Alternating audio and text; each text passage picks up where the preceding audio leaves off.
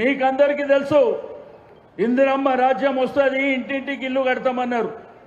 మీ జూబ్లీహిల్స్లో ఒక్క ఇల్లన్నా కట్టినరా? ఒక్క ఇల్లన్నా వచ్చిందా?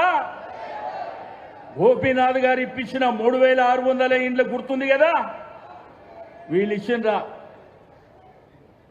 మళ్ళా కేసీఆర్ గారు నల్ల బిల్లు మాఫీ చేసింది.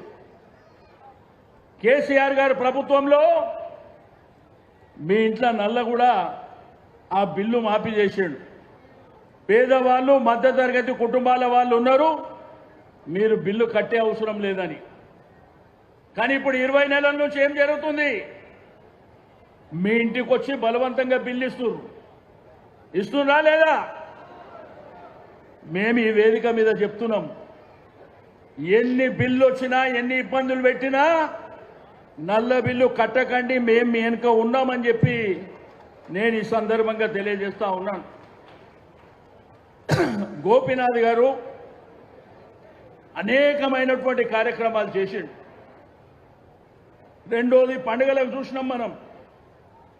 మాంకాళి జాతర వచ్చినా, బతుకమ్మ పండుగ వచ్చినా, రంజాన్ వచ్చినా, క్రిస్మస్ వచ్చినా వినూత్నమైనటువంటి కార్యక్రమాలు చేపట్టింది కూడా మనం చూడడం జరిగింది.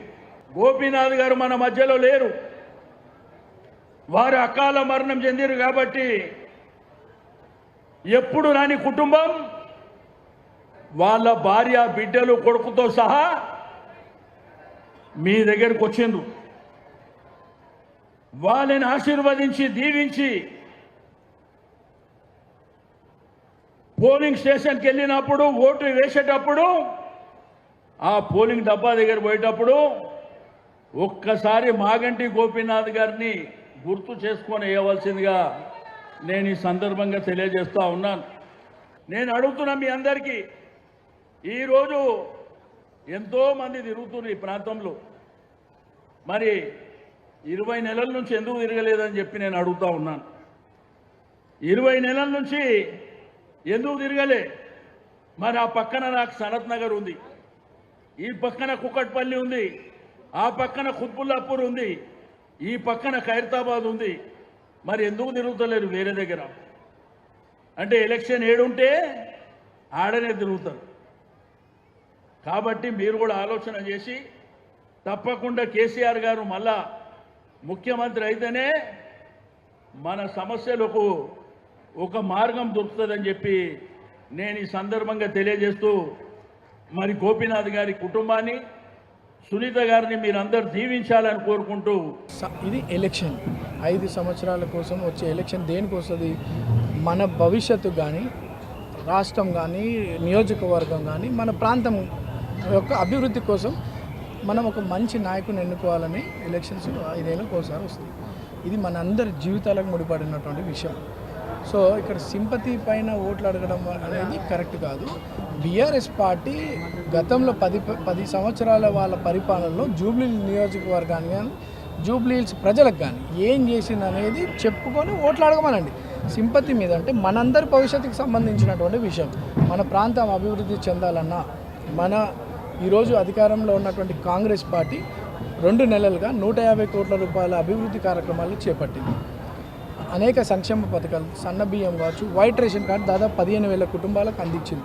సో మా కాంగ్రెస్ పార్టీ తరఫున అభివృద్ధి కార్యక్రమాలు, అభివృద్ధి మా లక్ష్యంగా మేము ప్రజల్లోకి వెళ్తాం. వాళ్ళ సింపతి మీద వస్తే మేమేం చేయలేం. కానీ జనాలందరూ కూడా ఫిక్స్ అయినారు, మాకు అభివృద్ధి కావాలా, రేవంత్ అన్న పరిపాలన కావాలని కాంగ్రెస్ని గెలిపించుకుంటామని చెప్తున్నారు. అంటే ఇంతకుముందు ఇండిపెండెంట్ ఉండే, ఇప్పుడు కాంగ్రెస్ అనే ఒక ఆయుధాన్ని పెట్టుకున్నారు కదా, ఆ ఆయుధంతో ఎట్లా పని చేయబోతున్నారు? ఎట్లా ఆయుధం అంటే కాంగ్రెస్ పార్టీ ఆయుధమ్మా అంటున్నారు? నువ్వు వాళ్ళంటారు, నువ్వు అంటున్నావు ఆయుధం అని. ఇది పార్టీ బ్రదర్. ఇంతకుముందు అంటే నాకు అవకాశం రాలేదు కాబట్టి నేను స్వతంత్ర అభ్యర్థి పోటీ చేసిన. ఇది ఒక నేషనల్ పార్టీ. ఇది రాష్ట్ర దేశ భవిష్యత్తులకు సంబంధించి తీసుకున్నటువంటి మంచి సరైన నాయకత్వాన్ని ఎంకరేజ్ చేస్తూ సమాజానికి ఉపయోగపడే లీడర్లను తయారు చేస్తుంటే నేషనల్ పార్టీ. ఇది ఆయుధం అని ఎట్లా అంటారు మీరు? సో ఈ నేషనల్ పార్టీ ద్వారా ఈ అవకాశం కల్పించింది. కాబట్టి పార్టీ పెద్దలకు కూడా అందరు, మా ప్రాంత ప్రజలందరూ కూడా ఢిల్లీ వాళ్ళు మా గల్లీ పిల్లోని గురించి ఆలోచించారని చెప్పి ఢిల్లీ వాళ్ళ మీద కూడా అత్యంత గౌరవం మా ప్రాంత ప్రజల్లో పెరిగింది. ఢిల్లీ వాళ్ళే మా గల్లీ పిల్లోని గురించి ఆలోచించేటప్పుడు మా గల్లీ వాళ్ళు మా ఓన్ని ఎన్నుకోకపోతే ఇక మా పొరపాటు అవుతుందని చెప్పి ప్రజలు చాలా ఆలోచిస్తున్నారు అట్లా కూడా. సో ఈరోజు వాళ్ళే గెలిపించే సమయం ఇది. 100% మీరు హైయెస్ట్ మెజార్టీతో కాంగ్రెస్ గెలవబోతుంది ఈ నియోజకవర్గంలో. తప్పకుండా తొందరలో చూస్తారు. Right brother.